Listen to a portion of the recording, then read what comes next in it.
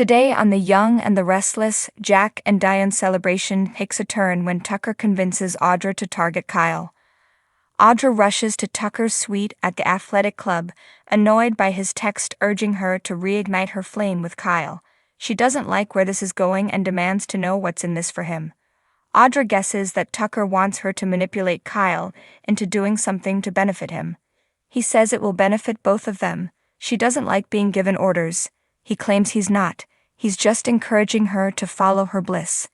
Eventually they will take over Jebut. She can forget about Kyle. He's just a means to an end. None of this is going over well with her, who thinks this is all starting to seem desperate.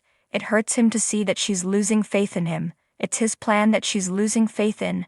The Abbotts have information that could bury him. My problem is your problem, he reminds her, urging her not to be a coward. She advises him to drop this scheme and make a deal with them so they can be left alone. As Audra paces, Tucker asks if she's turning down his offer to run Jebut. She reminds him he doesn't have it yet, so he reminds her that she's barely hanging on at Newman. It's not a meritocracy over there and her days are numbered. Tucker's sure Audra knows that helping him helps her. Now that she has this out of her system, he tells her to get ready for a garden party. It makes him feel warm and fuzzy to imagine her with Kyle among the flowers. She doubts security will let them in. Patting Audra's shoulder, Tucker tells her she wants to do this. At the Abbott estate, Nate asks Mamie how it feels to be back there. She has a lot of memories. Some of them she cherishes. Others, Tracy rushes over to welcome her. They admire how happy Jack is looking and Mamie hopes he stays that way.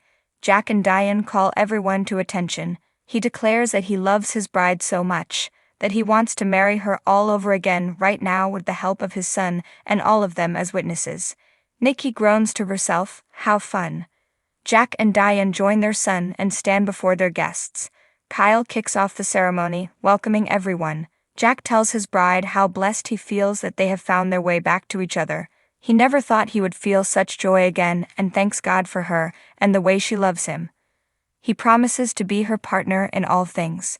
He'll love her now and always. Diane tells Jack that he's such a patient and compassionate man. He's changed her life and she's grateful for him every day, showing her what it means to be a true partner. She promises to always be there for him and fight for him. They're both tearing up. Kyle can't think of a better place for this commitment to be made than in the family home. He prompts his parents to make their vows. Once they have, by the power vested in him by the internet and the state of Wisconsin, Kyle pronounces them man and wife. They kiss and everyone bursts out in applause. As the guests each congratulate the newlyweds, Nikki whispers to her new assistant Claire to tell her who each of the guests is and gives her the gossip. Mamie tells Jack that he's looking almost as handsome as his dad. Diane thinks he's the most handsome man in the world. Mamie is happy to see the twinkle back in Jack's eye. Nate congratulates the newlyweds and tells them he was honored to be included. Devin adds his congrats. Sitting at a table, Nate asks Mamie how it feels to have both of her families in one place. She's feeling blessed. The topic quickly turns to her investment in Chancellor Winters. Hastings wants to know what's really going on with that. Devin tells her that he and Lily were caught off guard about her buying into the company. Nate reminds him he wanted it to be a family business.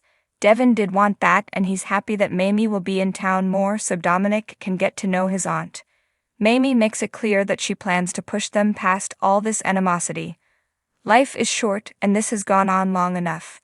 Nate immediately agrees. When Devin is silent, Mamie looks down her nose at him. Abby assures Diane that she just wants her Uncle Jack to be happy. She's sorry that her mother can't be there after her blow-up with Tucker. When Diane says the best she can hope for from Ashley is tolerance, Abby hopes for Mom proves them wrong and shows that she can be capable of much more. Summer and Kyle chat about how overwhelmed Harrison was today. The little boy is sleeping now. She jokes about how good he's getting at presiding over weddings. It was nice for him to be involved that way. Summer remarks to Kyle that his parents look really happy and in love. That's a little awkward for them. They tell each other they look good, and she walks off. Summer and Chance chat about his upcoming career as the face of the GCPD. He admits he hates all the publicity, but he is excited for the job. Chance keeps asking himself if this is the right job for him. He always told himself that he would never get stuck behind a desk. Summer likes the idea of him doing less chasing after bad guys. She hates the idea of him getting hurt. Abby and Sharon catch up on her new business. When Abby asks how things are going with Chance, Sharon says they are having a lot of fun. They watch Summer laughing with the cop.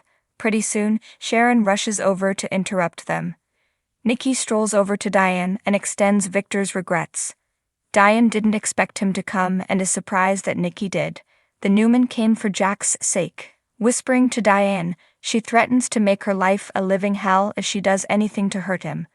The bride would expect nothing less and assures her nothing will happen. Nikki hopes that's true for Jack's sake and hers. Kyle talks with his parents.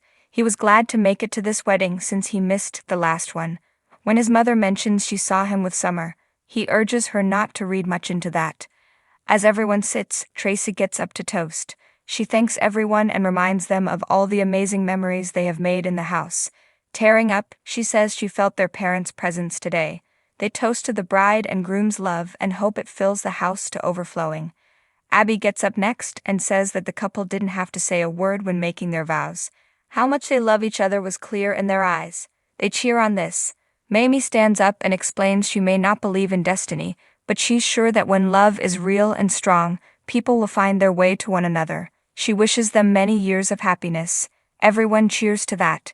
Next up is Nikki, who observes it sometimes takes a couple more than one try, as she knows from experience.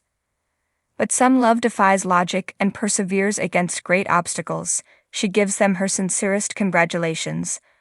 Audra sneaks into the yard and spots Kyle at a table. She flashes back to firing and dumping him, while reminding him that Summer is the love of his life.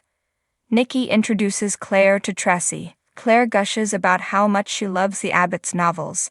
The Newman spots Audra moping in a corner with some champagne and crosses over. She assumed that her underling had better judgment. Audra says that Kyle invited her. She likes being with him, and if Nikki can't accept that, then they have a problem.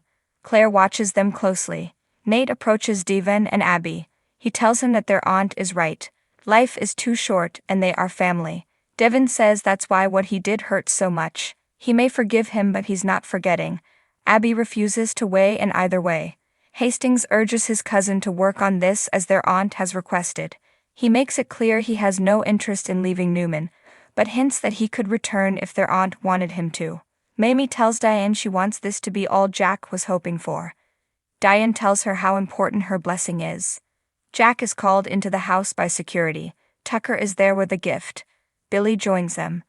Jack is disgusted by McCall and wants him out. Tucker insists he's there in peace, bearing only a gift for the happy couple. Billy asks if it's ticking. Tucker claims that all the negative feelings are too much for him and are preventing them from letting go.